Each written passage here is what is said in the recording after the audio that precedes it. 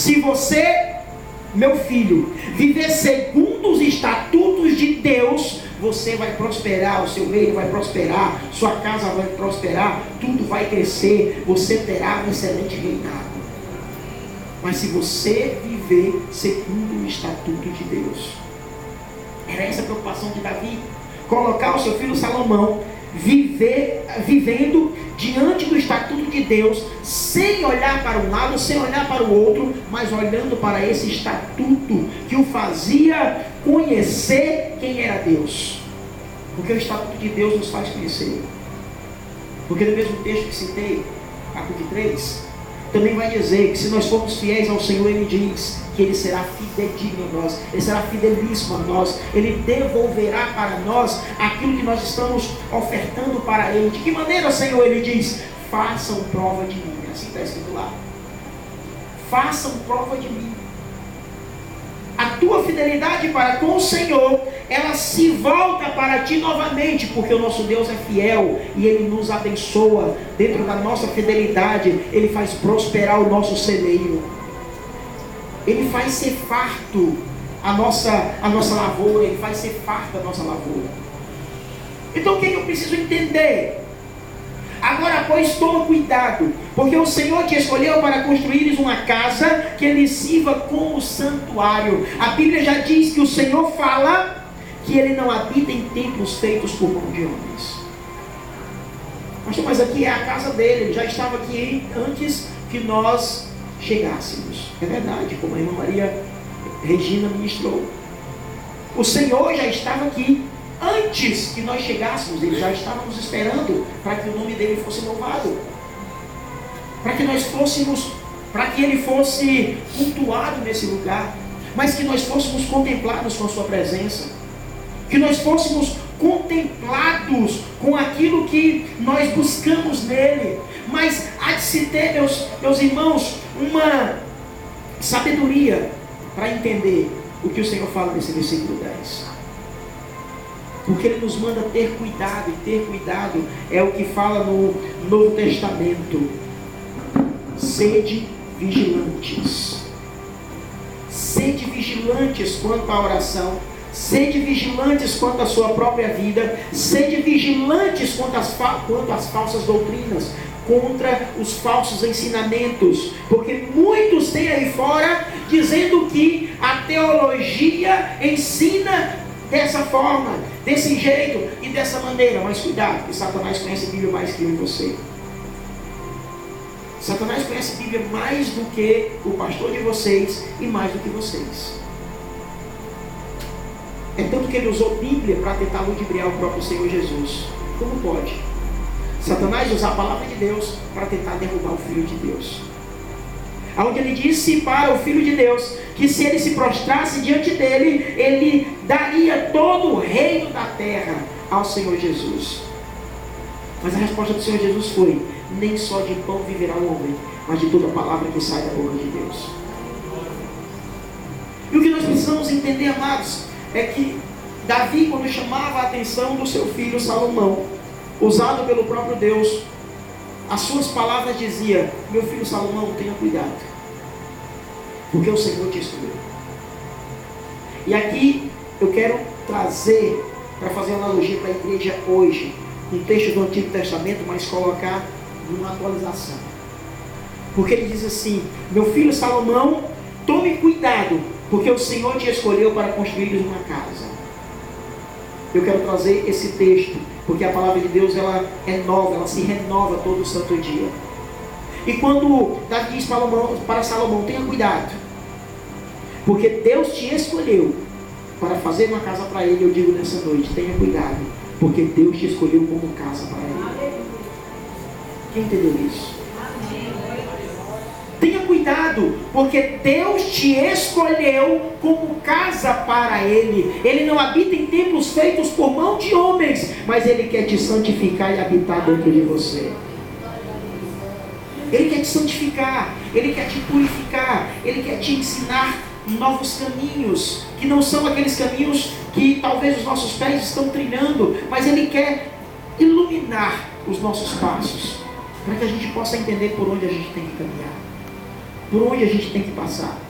Tome cuidado, porque Ele te chamou, Ele te escolheu, Ele te elegeu para que você seja uma nação santa, separada, purificada, adornada, porque Ele um dia veio buscar essa nação para Ele. Glória a Deus. Um dia Ele veio buscar essa nação para Ele, quando Ele diz que Ele te escolheu, porque Ele te escolheu com o santuário. Agora entra o X da questão, entra o peso da mensagem nessa noite. Porque se Ele nos escolheu com um santuário para Ele próprio, isso quer dizer, amados, que tanto eu quanto você precisamos analisar nossas vidas, a nossa conduta, a maneira que nós temos agido diante da palavra do Senhor, colocar a nossa fidelidade aqui em xeque. Porque a nossa fidelidade, amados, não é só em dízimos de oferta. Porque esse é o mandamento do Senhor para com a sua casa, para que haja mantimento na sua casa.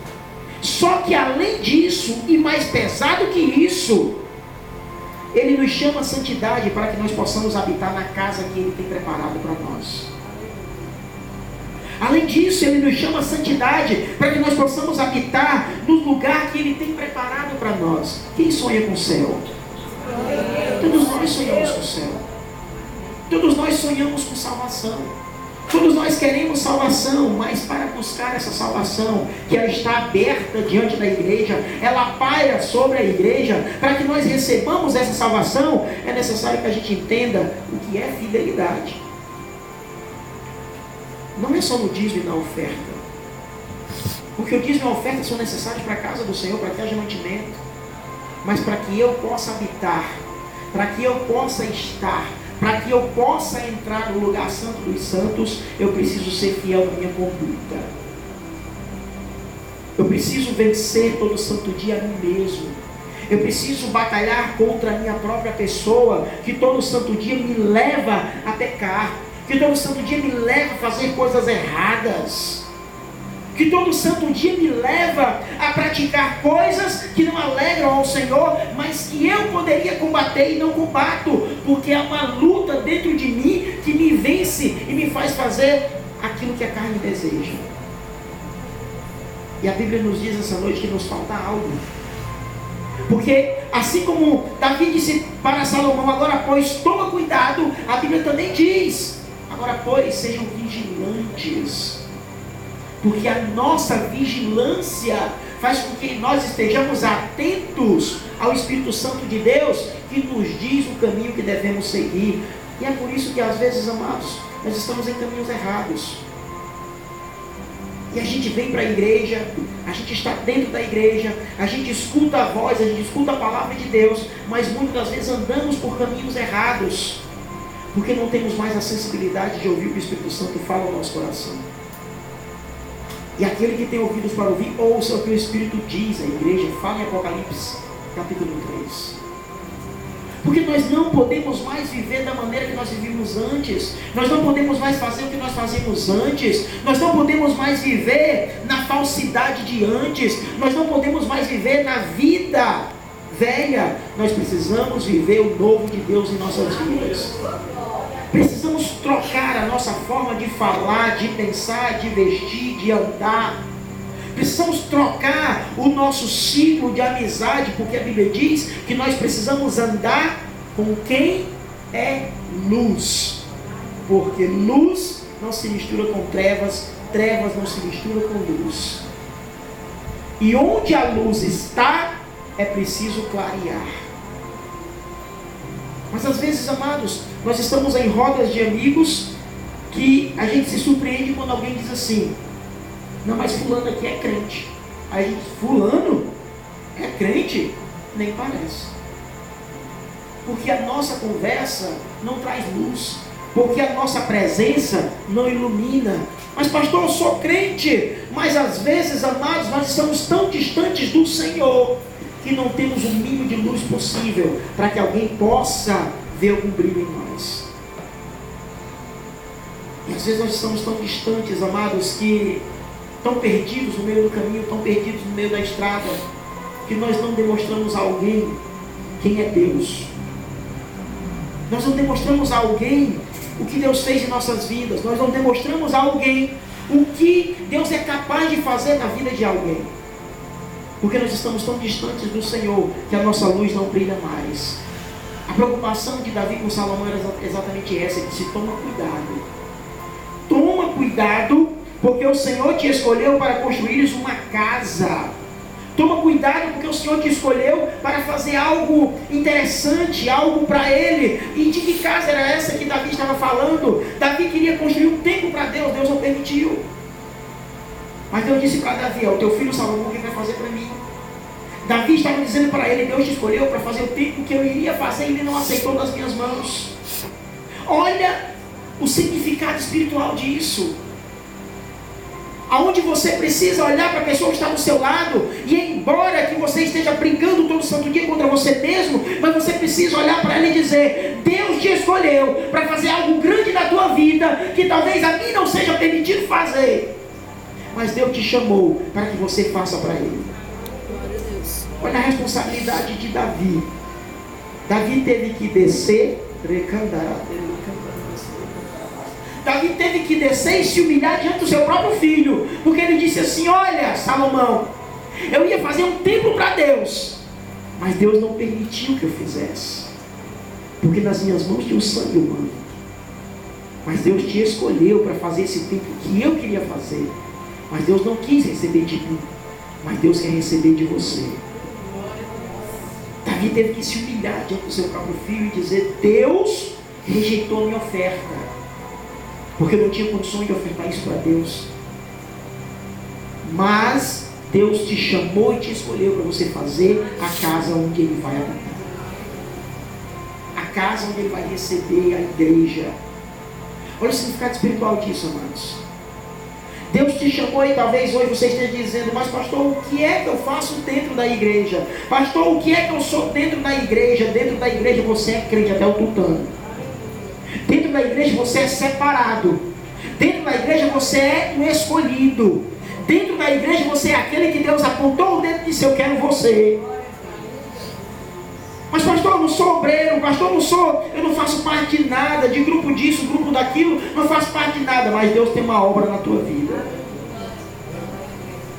Deus tem uma obra na tua vida. E dentro dessa obra que Ele tem na tua vida, Ele diz assim no final do versículo: portanto, ser forte e realiza a obra com o melhor das tuas mãos. Dentro dessa obra que talvez você ainda não tenha descoberto, Deus está dizendo: faça o melhor. Pastor, eu não faço parte de nenhuma liderança, mas seja o melhor crente dentro da igreja. Não no sentido de querer ser maior que os outros, mas faça para Deus. Porque tudo quanto você precisa fazer para Deus e não para com os homens. Porque até a ajuda que você vai dar a alguém, você não faz para esse alguém, você está fazendo para Deus. Até a ação que você precisa ter para com alguém, você precisa fazer não por ele, mas por Deus, para Deus. Quem está entendendo isso? O bom samaritano, o que ele fez, ele não fez por aquele que estava caído, mas ele fez para Deus, e Deus reconheceu o que ele fez.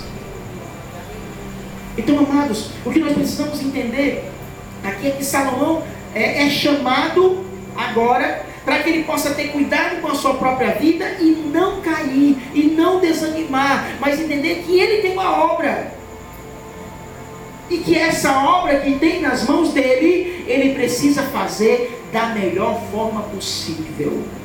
Você tem uma obra em suas mãos. Talvez você não tenha se encontrado dentro de nenhum ministério dentro da igreja, mas eu vou lhe dizer nessa noite uma revelação quentíssima descida do céu. Sabe onde começa o teu ministério? Dentro da tua casa.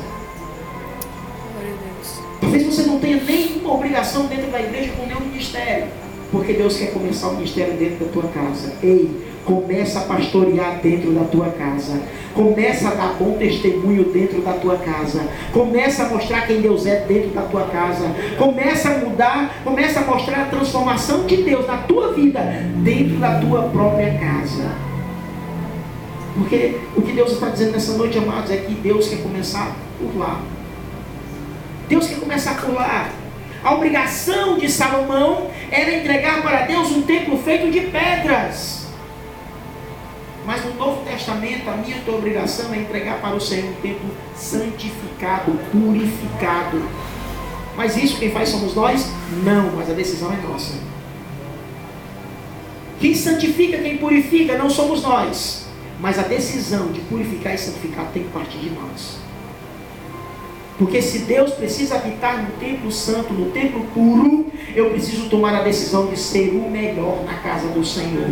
Eu preciso tomar a decisão de fazer o melhor na casa do Senhor. Eu preciso tomar a decisão de ser dentro da igreja aquele crente que quando Deus procura, que quando Deus olha para a esquerda, eu estou lá. Quando Deus olha para a direita, eu estou lá. Quando Deus olha para cima, eu estou lá. Quando Deus olha para baixo, eu também estou lá. Aonde Deus olhar, você está dizendo: eis-me aqui, Senhor. Isso é ser primícias para Deus. Isso é entregar para Deus o que a Ele é de direito. Porque Deus não habita em templos feitos por mão de homem, mas Ele vai habitar no templo feito pelas suas próprias mãos. E olha a nossa responsabilidade, irmãos. Tomar a decisão, de uma vez por todas, de nos santificarmos. De abrir mão do pecado verdadeiramente. De abrir mão das coisas que nos assolam dia após dia, que nos fazem perecer, errar, pecar. Abrir mão de nós mesmos. Porque Deus quer habitar no templo feito pelas suas próprias mãos. E aqui, no versículo 10, Davi diz para Salomão: agora, pois, toma cuidado, porque o Senhor te escolheu para construir uma casa que lhe sirva como santuário. Deus te escolheu para ser essa casa que serve como santuário. Deus te escolheu para ser essa casa. Em vós habita o Espírito Santo de Deus, mas Ele não habita em templo sujo. Ele não habita em templo que não é purificado. E a decisão de purificação e de limpeza precisa partir de nós. Não vem dele, não é do Senhor. A decisão, ela sempre precisa partir do homem. Para que Deus possa completar a obra que Ele começou em tua vida, a decisão precisa partir da tua própria vida. Em dizer para o Senhor: Deus, eu abro mão desse pecado. Eu vou vencer. Eu vou lutar e eu vou vencer. Mas não se vence sem a presença do Papai. Sem mim, nada podeis fazer, diz o Senhor Jesus. Não se vence sem a presença do Papai. E como é que Ele se mostra através dos homens? Por meio do seu Santo Espírito. Por meio do Espírito Santo de Deus. E nós temos preferido muitas outras coisas, amados, ao Espírito Santo de Deus. Nós temos gasto o nosso tempo com muitas outras coisas, mas nós não temos gasto o nosso tempo com orações.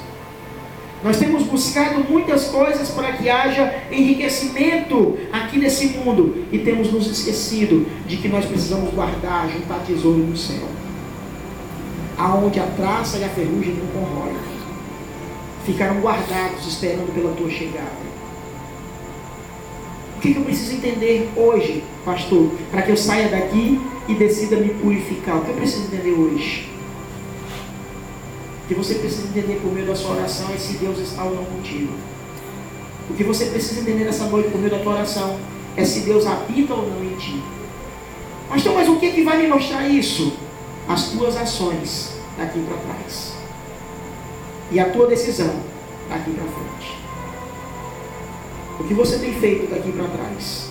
Quem você tem sido daqui para trás? Hoje você chegou aqui. A palavra falou com você e você está pensando exatamente no que você fez hoje de manhã, hoje à tarde, meio-dia, ontem, anteontem, a semana. Talvez Deus tenha mexido com você e está exatamente batendo naquele erro que você cometeu há 2 semanas atrás. Mas Deus está batendo em você hoje.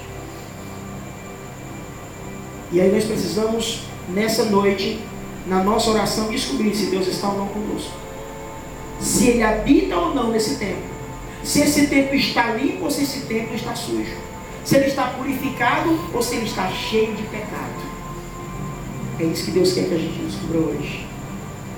Porque no final desse texto, Salomão é aconselhado, portanto, ser forte e realiza a obra com o melhor nas tuas mãos.